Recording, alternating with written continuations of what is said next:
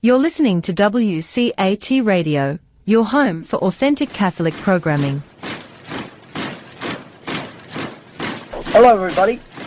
Al Bielawski with another edition of Catholic Mysticism and Spirituality, where we talk about the supernatural aspects of our faith, all things Catholic, and relevant topics that deal with our faith in our world today. And today is Columbus Day, as we do the show, October 12th, 2020. And as we go to produce this show today, we see once again that in Portland there was a riot and statues again being torn down of prominent Americans like Theodore Roosevelt. A lot of anarchy going on, a lot of mistrust, disunity in the country. And I thought we would do this show on Columbus because earlier, of course, this summer, we saw statues of Columbus torn down, thrown into rivers. And he has been vilified in some kind of monster, which he's not. And history, real history, not revisionist history, bears this out. And I've talked about revisionist history on other shows before, and we've got to be very, very careful because Columbus, Jefferson, Washington, and Teddy Roosevelt Jr., all these statues, all these things, Mount Rushmore, they become political. And why? The question we have to ask ourselves, why is this happening? And the big question, of course, as they say, the $64,000 question, is why do so many young people hate America and think we'd be better off as a socialist country? And, you know, President Trump, way back, he's coined a phrase that's become very popular. It was called fake news. But as I've mentioned before, on some, you know, when I've talked about history on several shows before, you could even use that term to declare fake history. Because revisionist history is a very dangerous thing. Because it is propagated by schools and universities to get people, young people, to be ashamed of being American, to hate this country, to think it was predicated on nothing but evil men and evil deeds. And it's got to be totally stripped away. And these are agendas. Make no mistake about it. When you hear candidates, senators like Congresswoman Alexandria Ocasio-Cortez, called detention facilities concentration camps,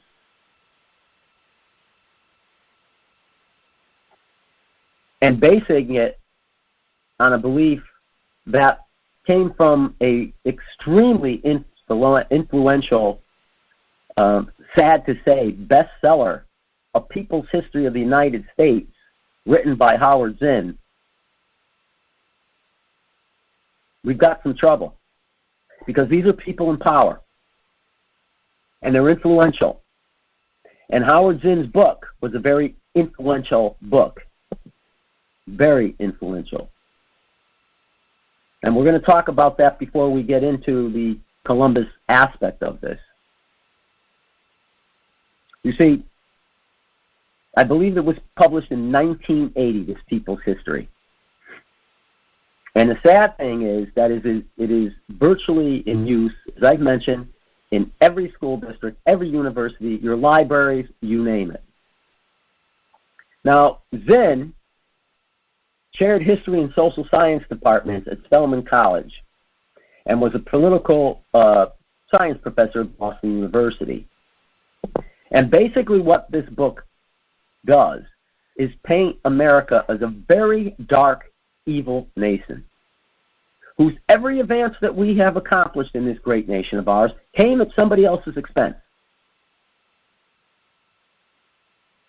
And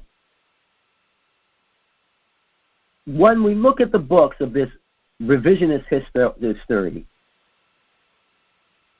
what did Zinn portray Christopher Columbus as? Basically, a genocidal maniac that was driven by only the lust for gold, power, money, and the murderer because of the Indians. And it's very easy to take, as we see in the media today, things out of context to get the desired construct of what you're trying to say to influence people, especially young people. And that's what Zinn did. He juxtaposed passages from Columbus's diaries to construct the lies that he told about him.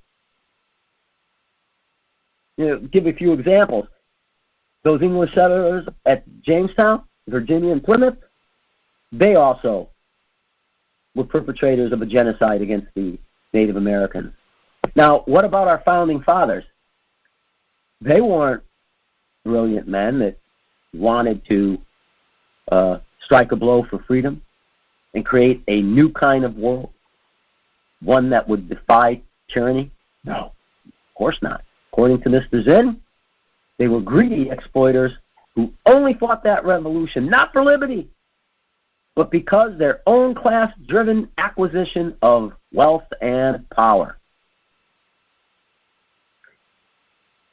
How about World War II? What was the United States' role in World War II? Well, according to this Young People's History of the United States, in his 2-volume effort, Mr. Zinn claims that, you know what?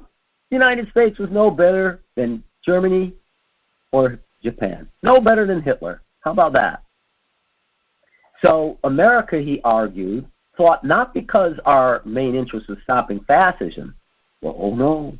Advancing the imperial interests of the United States. And the Marshall Plan, which the United States used billions and billions of dollars to restore war-torn Europe, to let them come back, to not repeat what was done at the Treaty of Versailles in World War I, handcuffing Germany, where World War II was going to find its roots. No. Zinn argues that, or Zinn says that the real purpose was to create a network of American corporate control over the entire world.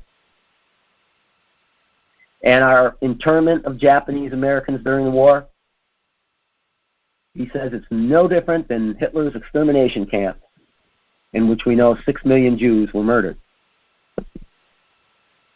He portrays Ho Chi Minh, the North Vietnamese communist leader, as a great leader and a liberator.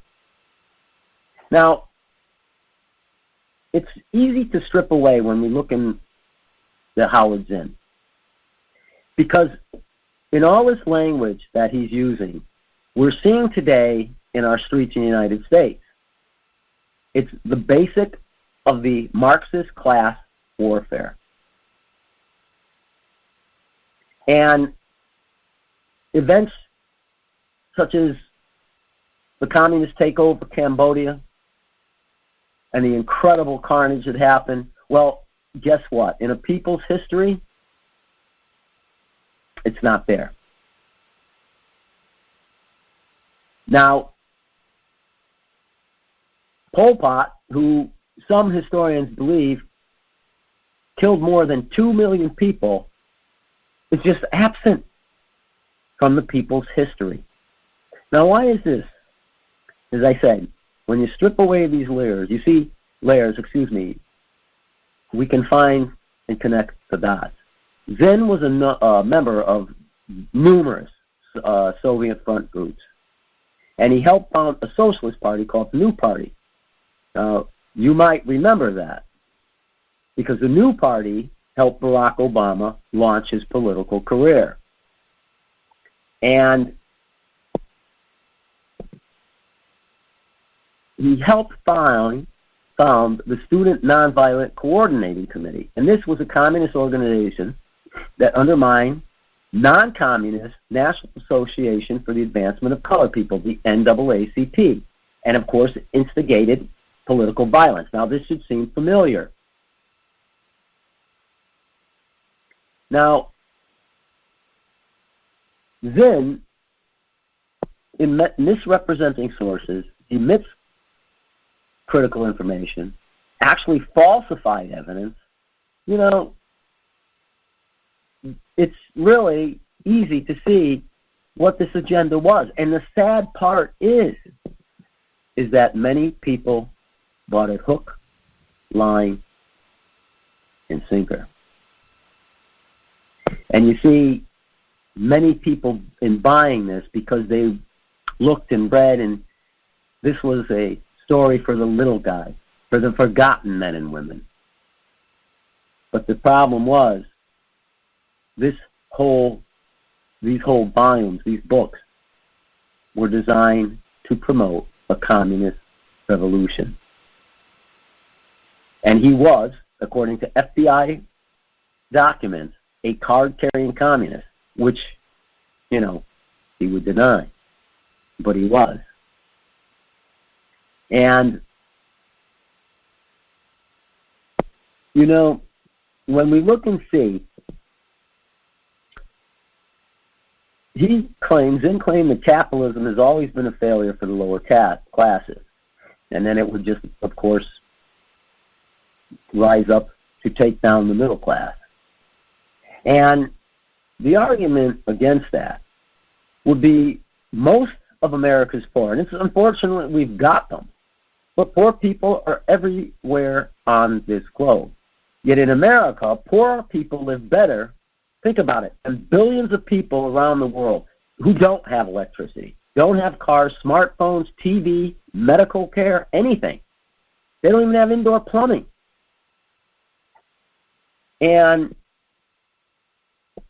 this utopian belief that the communists have to take down this country and create a society without God that will take care of everything. Everything free. Free food, housing, health care, education, transportation is the stuff of which they are made of and pitch. And as I've argued before on other shows, when you meaning human beings, when we think we're going to throw God out of the picture and that we can create paradise on earth, we are in for some severe chastising. And I hope these things that we're talking about, we're going to get off this very quickly now on Howard Zinn and his people's history. It should sound kind of familiar and have a familiar ring in the time we're leaving right now. Because we've had people in the Democratic Party that are leaning toward this type of thing. To go to a socialist regime. And it's appealing because, unfortunately, many people in our country do not have a background or basic in economics. And with books like this, and teachers like this, and people that promote this kind of history, it's easy to see where people, young people, can be persuaded to think that they live in a bad country and that we can rebuild it as a socialist paradise. The answer is all with us. Not God, but us. And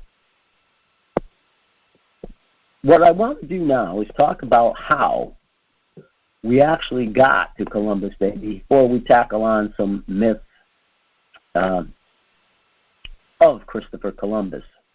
Now, the reason that Columbus Day was initiated was by President Harrison, and we'll get to that in a moment, because there was a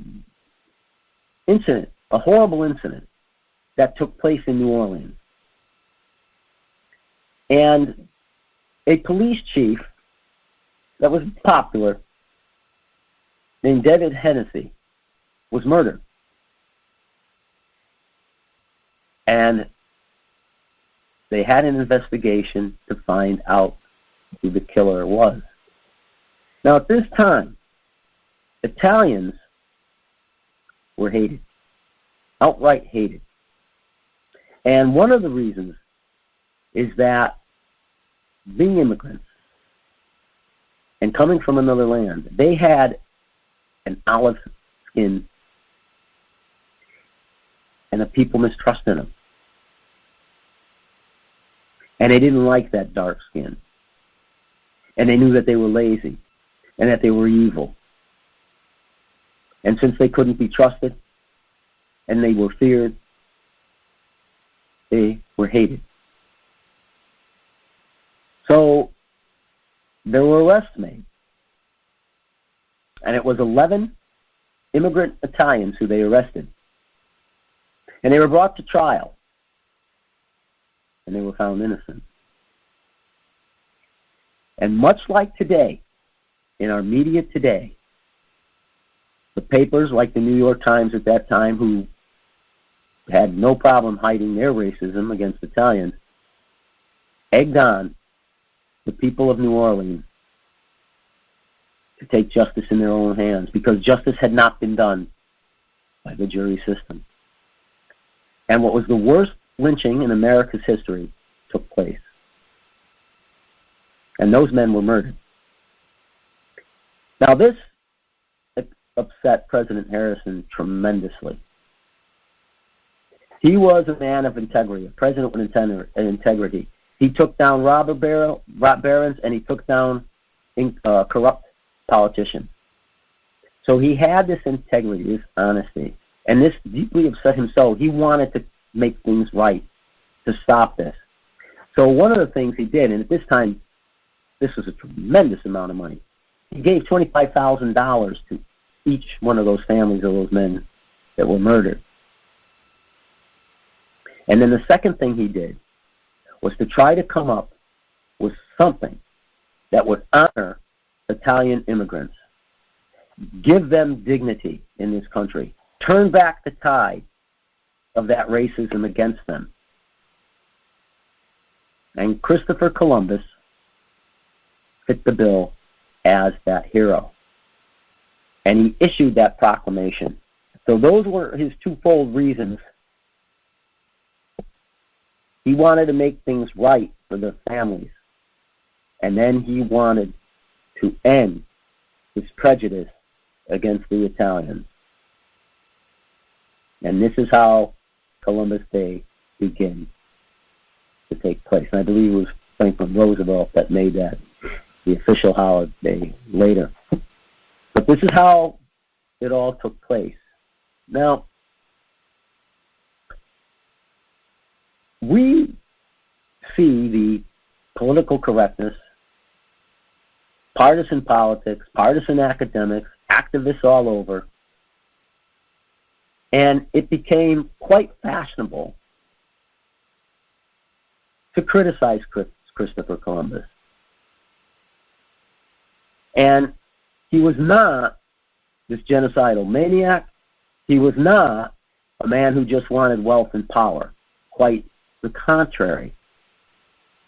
The real Christopher Columbus was a man of faith and courage, and he wasn't a monster.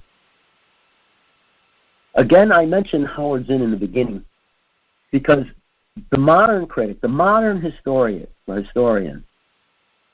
has politicized his history. And remember, this wasn't, as I mentioned, President Harrison in that time during that I believe it was in the 40s, 1845 or so, that these lynchings took place. There was always a Catholic bigotry. And that's why, even back then, Columbus was a favorite target. And people argue today that the only acceptable bigotry left in this country is against Catholics. And yet, one thing I want to say is that, which should give us hope, is that the majority of Americans today still view Christopher Columbus positively with pride. In the city I live, they just had a nice little ceremony this morning, and it was beautiful, with beautiful flowers. And that, I think is basically the majority of people. I think in the last one of these polls, for what they're worth, 55% said that they favor Columbus Day and the holiday named after him. So another poll said that 3 in 10 only are in favor of Christopher Columbus and the holiday. But we see throughout history that it only takes a handful of powers, and that's one of the things of people in power, to change things. That's one mistake we make as human beings in not learning from history, is this groundswell where everyone thinks it's a tremendous amount of people. It's not.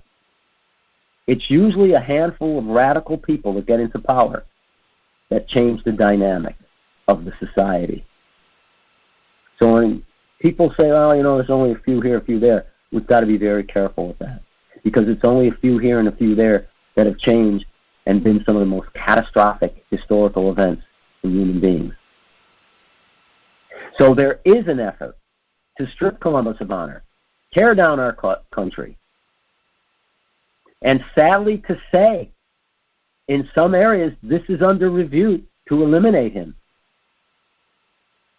Some states and municipalities have removed his name or eliminated the holiday completely. It's crazy when you think about it.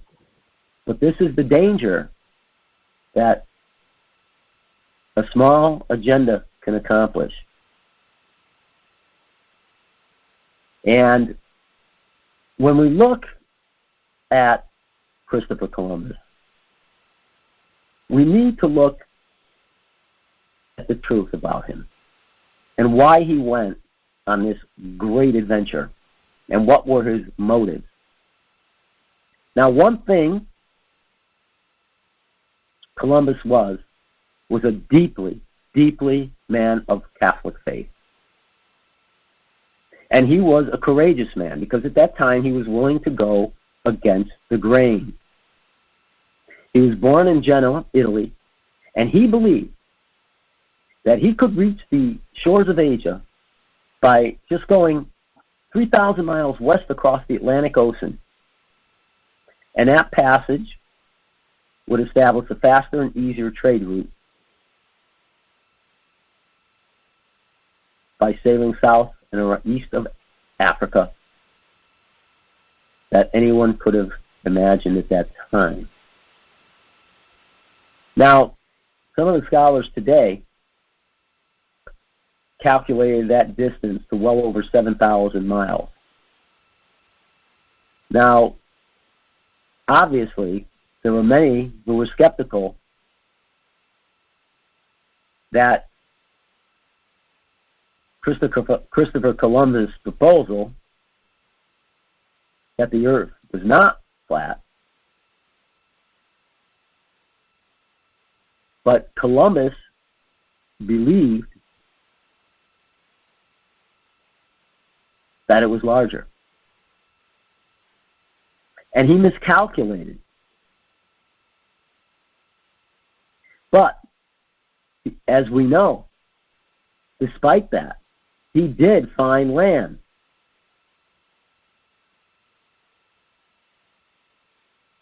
And he found not the Orient, but an entirely new continent. And you have got to look and see that when, in the 1840s, when waves of European immigrants swelled the ranks of Catholics in the United States, also swelled. And with that, what happened? Remember what I said, that there was a strong anti-Catholic bigotry and anti-immigrant. And this was basically from a Protestant majority. So Catholics were subject to discrimination, ridicule, slander, anti-Catholic propaganda, and as we see in the lynching, violence. This is one of the reasons, and he's going to be canonized a saint very soon. Father Michael J. McGivney founded the Order of the Knights of Columbus. Now, if you're not familiar with the Knights of Columbus, they're an incredible order worldwide who countless hours and hours and hours of manpower and financial needs and having insurance that continue to this day to help people. An incredible organization. And Father McGivney, who founded this, believed that the explorer, Columbus, represented both Catholicism and patriotism at the very root of America's heritage. And the basis for that was that against this bigotry, he wanted to show that faithful Catholics could be just that, faithful to their faith, but they also could be solid American citizens.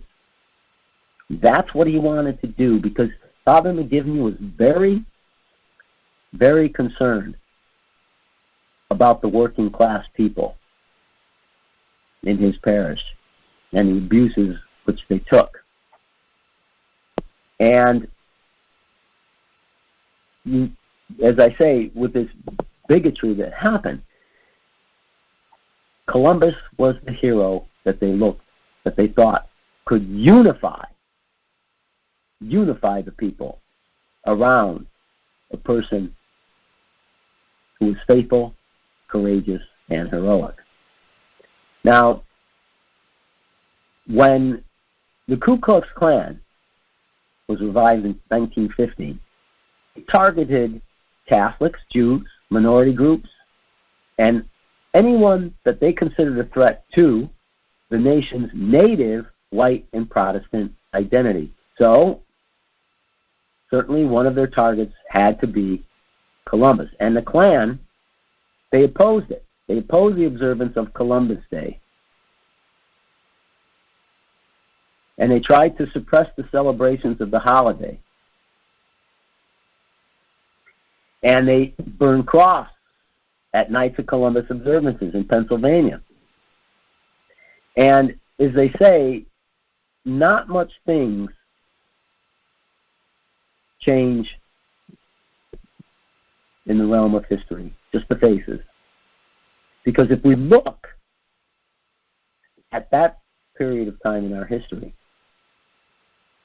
we can still today see that anti-Catholic prejudice in the attacks on Columbus and our statues and our Catholic culture and our culture as Americans as well.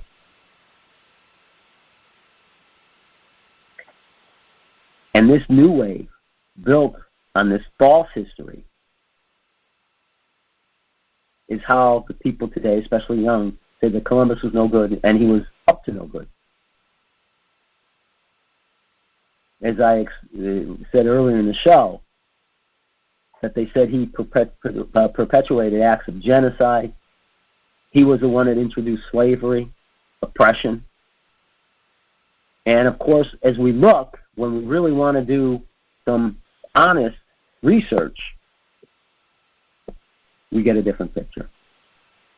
Now, Carol Delaney was a former professor at Stanford and Brown University, and she wrote a book called Columbus and the Quest for Jerusalem.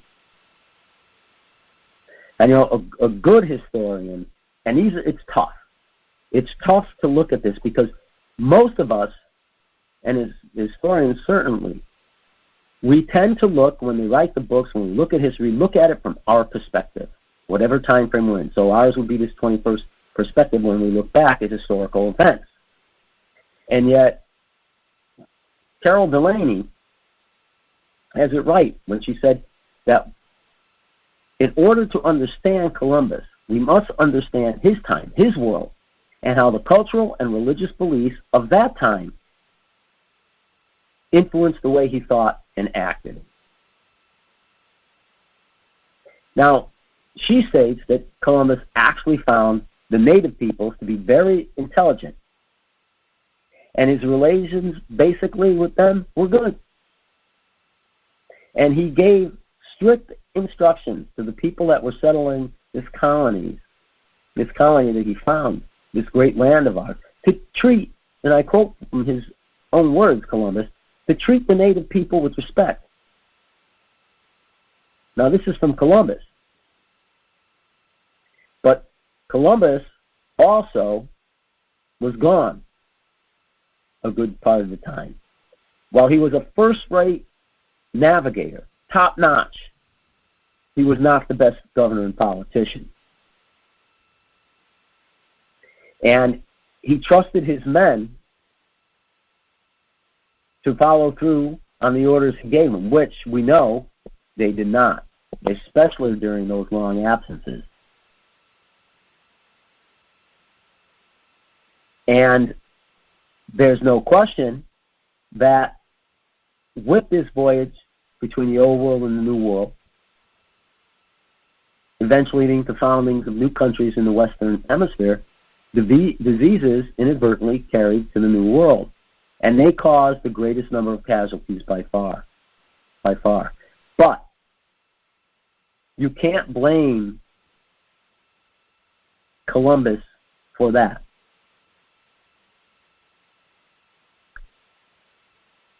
And that is what we try to do today. And when we look at our own times, whether you like President Trump, whether you don't like President Trump, and a personal opinion here, to blame any one man, or I guess in this case 2 men, because they include the vice president, that they were responsible for the deaths of so many Americans, is the same thing we're doing here with Columbus, where they blame him for this genocide that clearly wasn't his fault. It's just not that simple. But it serves a political agenda. And remember what we said at the beginning of the show, that that's what Columbus has become. And we have to be very careful with that. You can't blame one man for that. Again, his own words, his own diary, not taken out of context like Howard Zinn did, but looking at the whole picture. You see that he liked the Native American peoples. He liked them. And he wanted them treating well. And a matter of fact, when he came back from one of his voyages and found that some of his men had been massacred by a warring tribe, other than the ones that they were left behind to take care of, he wanted to hear how this had happened. Because his men, when they came off the ship, saw their fellow men killed, and they wanted revenge. But he would not let that happen. He wanted to find out how this had occurred. And let's not kid each other. Long before Columbus came, these tribes were pretty brutal to each other. So we look and we see these modern critics today, and we see what is called the Black Legend. And what was that? That was anti-Spanish propaganda that dated back to the 16th century. And what it did was stereotype Spanish explorers as being uniquely cruel and abusive. And we look and we see that the writings of Bartolomé de las Casas, and he was a 16th century Spanish Dominican priest, he was a historian and a missionary, he exposed the abuse of the native people. They often cited today that they use his diary to destroy Columbus's reputation. And de las Casas did write about the sufferings of the indigenous people. But what's left out is he also admired and respected Columbus for his sweetness and his gentleness of character, his deep faith, and all that he accomplished.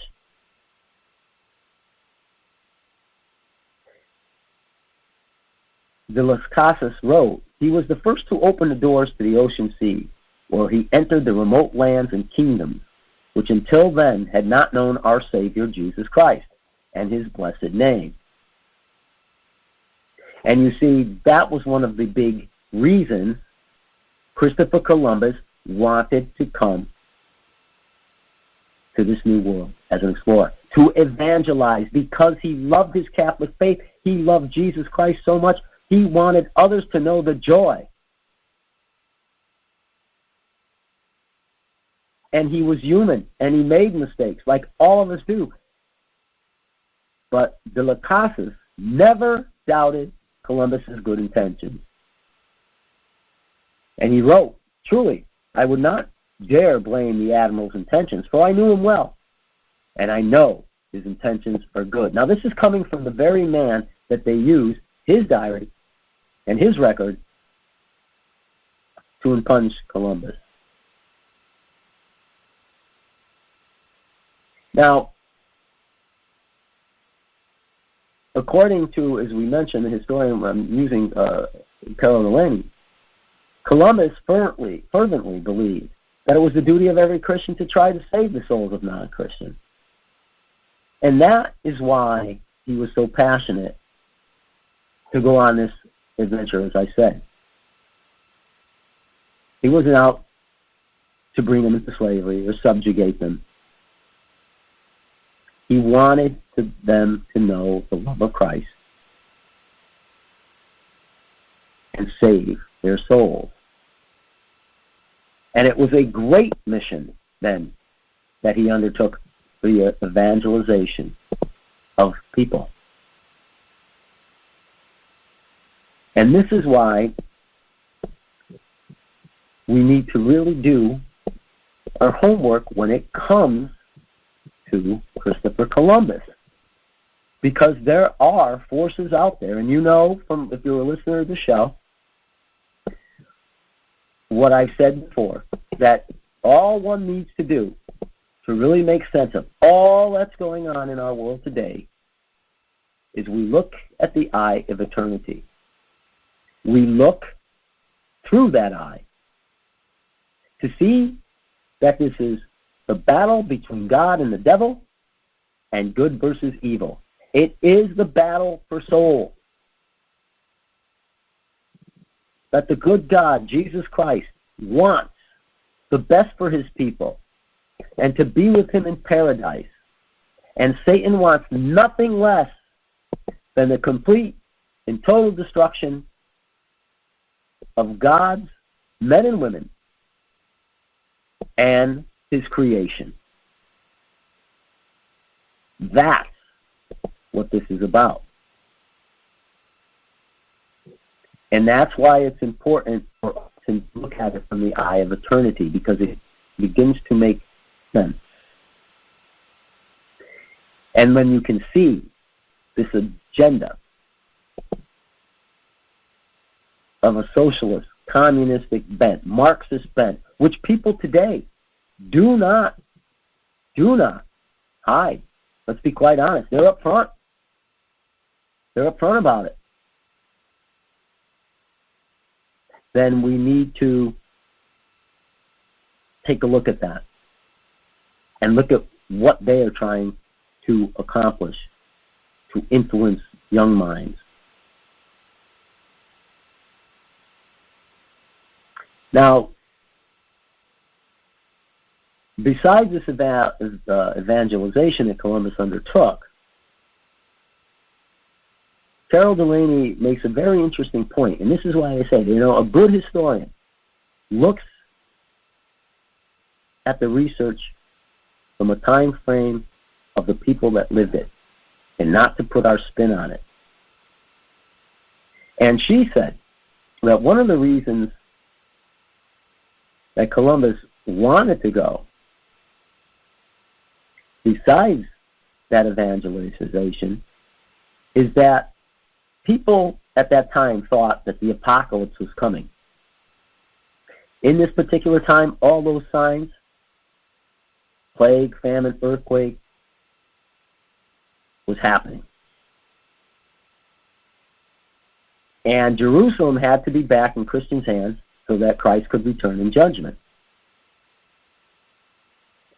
And Columbus actually calculated how many years were left before the end of the world. So his whole voyage was a mission. But part of it was that end of the world scenario. Now, when we look at Columbus's writings, it wasn't as it just was going to be that the natives would be baptized and automatically they were Christians. Columbus wanted them to really be instructed about the Christian faith before the conversion. And this is one of the reasons he wrote to the Pope, and he wanted good priests to go with him on the journey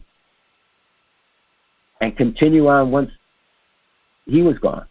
Matter of fact, in his will, he left money for this to be done.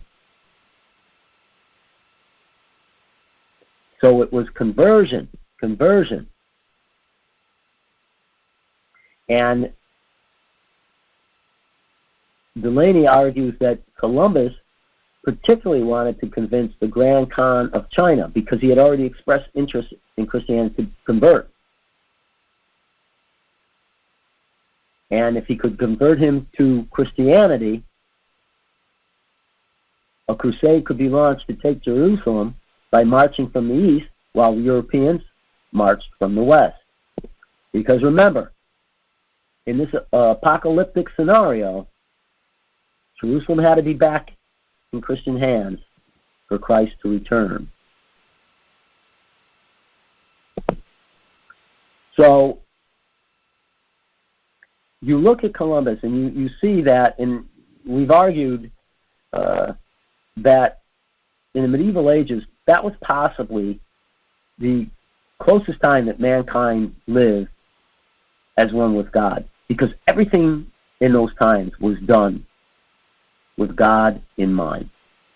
Whether they were farming, whether they were building their architecture, everything had to be taken in a religious context. And certainly Columbus was that type of man. Now, this stuff here that we'll talk about next, because when we look at the popular view today of Columbus, what is said? That he was responsible for countless atrocities against these native people. Now, again, I mentioned about the diseases that were brought here, and that is a sad fact. But you cannot blame Christopher Columbus. Again, like I say, I think it's an unfair comparison to blame President Trump and Vice President Pence for 220,000 deaths or whatever they're accusing him of with the coronavirus. But to go to Columbus's defense, that's not true at all. From the perspective of Native Americans, Columbus, of course, became the model and symbol for everything that is wrong. But again, reading his own writings, that of his contemporaries, and looking at it from the people, from the mindset of the people that lived at that particular time, gives a whole different understanding. If anything, his relations with the natives were benign. As I mentioned before, he liked them and found them to be very intelligent. He also describes them as natural Christians, because they could easily become Christians because they had no false faith to go back on if they were instructed. And again, to reiterate, he told his crew strictly, do not do things like pillage and rape. And he wanted them to treat the people with respect. And there are many examples in his writings where he gave instructions to this effect. And when these adjustances did occur, Columbus wasn't even there. And again, you can't blame someone as a figurehead for all these things that go wrong. Each one of us is responsible for our behaviors.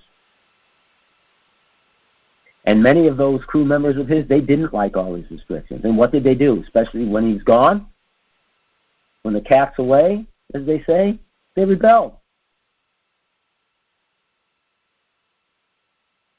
And so Columbus, in his writing, looks at this and says that his crew assumed they could have slaves. They could pick gold off trees, and they didn't have to work. But that wasn't Christopher Columbus. And you can't blame him when his crew is committing sins that they could have chosen to follow their orders and not commit.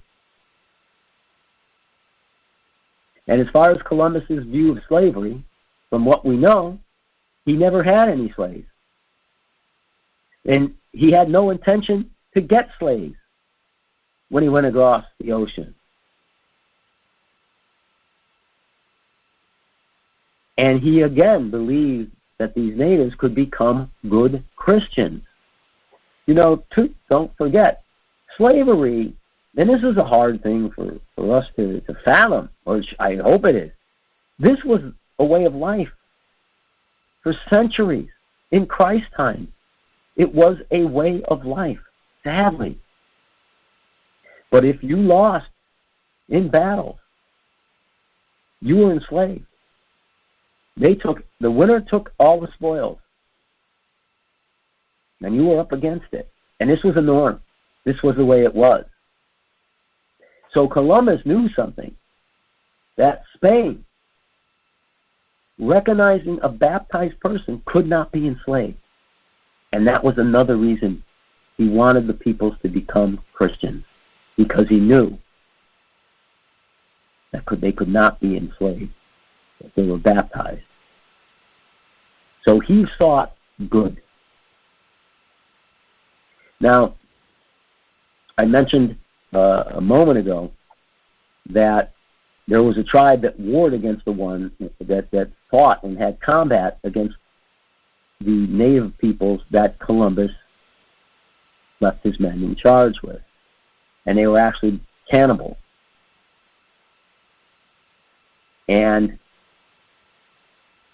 that is the problem that he had when he came back and found his crew members dead. But again, to hammer home the point, he wanted to look at all sides of what had happened in their death and not just let his men go out on a revenge campaign.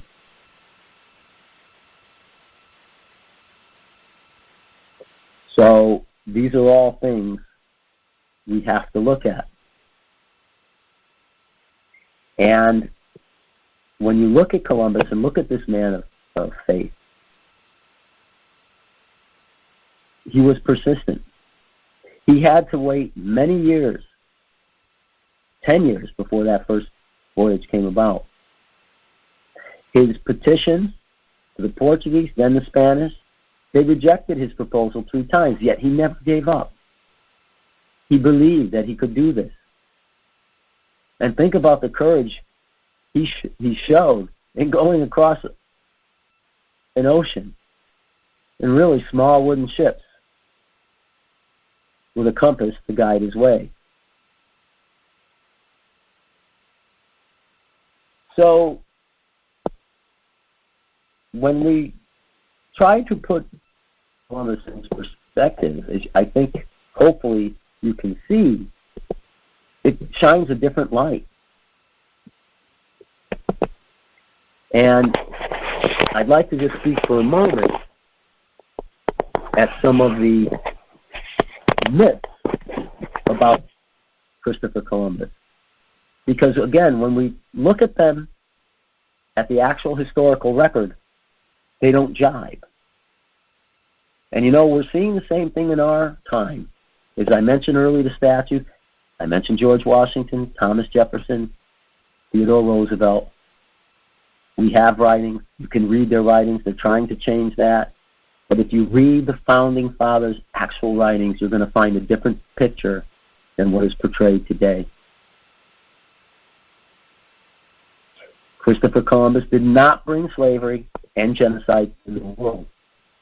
People, European, Native Americans, African Americans, Hispanics, Chinese, you name it, we commit sins. Many of them. But as I mentioned before, that slavery has always been part of our history, an accepted way of life, and so is the genocide that accomplished many of us since way back when. And we have to look at it. So to say that he was a violent man, that's not what the writings of his contemporaries said. I said about Las Casas and what he wrote. And he said that Columbus would take extreme measures so things would not get out of hand.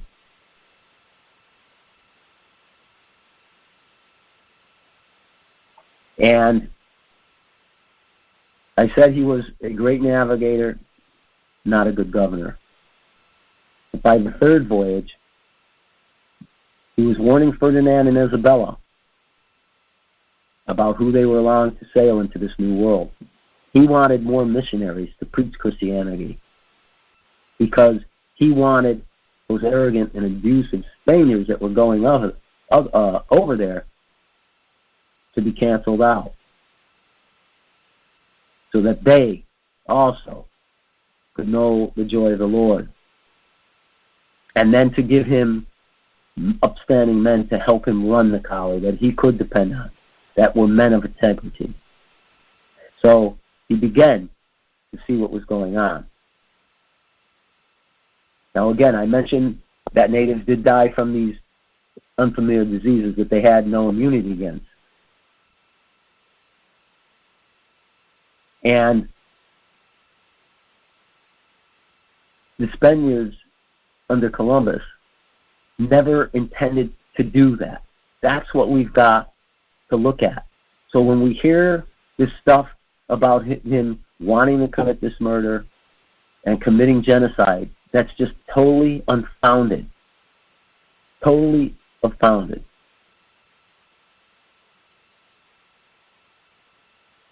When you look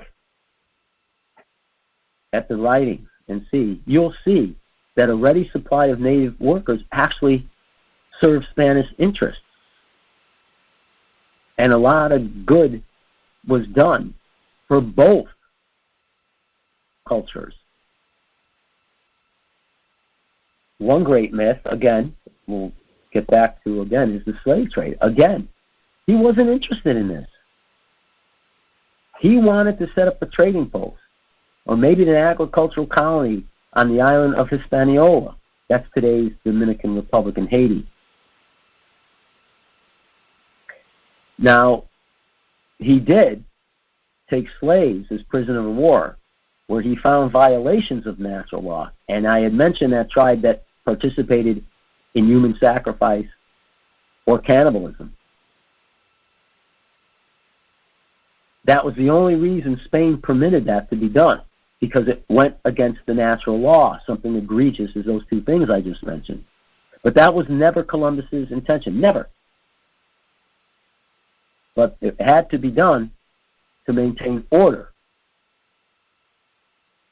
in what certainly were unprecedented circumstances. So that is what you have to look at. You can't not make, and they do today, of course, make a blanket statement to push that agenda again through. That's bad history. The talk and teaching that Columbus was only motivated by gold and glory, and he only used God as a cover for worldly interest, is totally untrue. He had a strong religious devotion. Again, a man of the medieval ages, where everything they did, everything was connected to their Creator. He felt, and you look at the writings, that he had been given a specific role to spread the gospel to all nations. And again, I mentioned that, he's one of that in that apocalyptic thinking, so Christ could return. He was very close to the Franciscans and often dressed in his later years as a third-order Franciscan. Now, another teardown, which I think I find humorous, is that the people say, well, you know what? Granted all that, but he really didn't accomplish anything. Well, that's what we hear, right? Columbus did not, quote, discover the New World. The argument goes that those living here already knew where they were. They didn't need to be discovered. Well, that's kind of a half-truth. Indigenous peoples, of course, knew their own land. But they didn't know that they were part of a larger world. So those two cultures, through their agriculture, through their technologies at that time, complemented each other. They both learned things that enhanced each other's culture. And one of the reasons that Columbus is honored, and should be, is that he began a process toward the one that interconnected the world that you and me, live in now. So in a way that is quite real, Columbus, by his skill, his imagination, courage, grit, he gave us this world we know. So when we look and see Christopher Columbus dismissed today on so many grounds, you've got the same thing as I mentioned with the Founding Fathers, with so many people that we have looked up to as Americans. We must look and see that the people that are pushing this agenda, they hate Western civilization. And let's be quite honest, they hate traditional Christianity. And all they want to do is concentrate on all this bad stuff and not give any credit, any gratitude for the many, many, many good things he did. So I would like to just finish the show and say that we owe a lot to Christopher Columbus. And we need to look at the past so we can have a future. Because many of the things that are being played out today, and many people are unhappy with the way things are being played out today in many, many, many venues, that we need to take a step back, not use emotion, but use critical thinking and logic to see what is driving this, to get back to unity, to get back to those Judeo-Christian principles, to get back to God, and not believe every soundbite, every major headline, every poll, every revisionist history book. Take the time, which is difficult in the busy, busy world and lives that we have today. Do our research, and with common sense, look and see what is driving this. And always with that discernment, by looking at it through the eyes of eternity as God sees this all play out.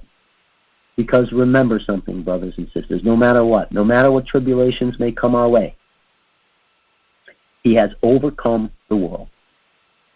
By His cross, His death, and His resurrection, Jesus has overcome the world. And we can place all of our hope into Him.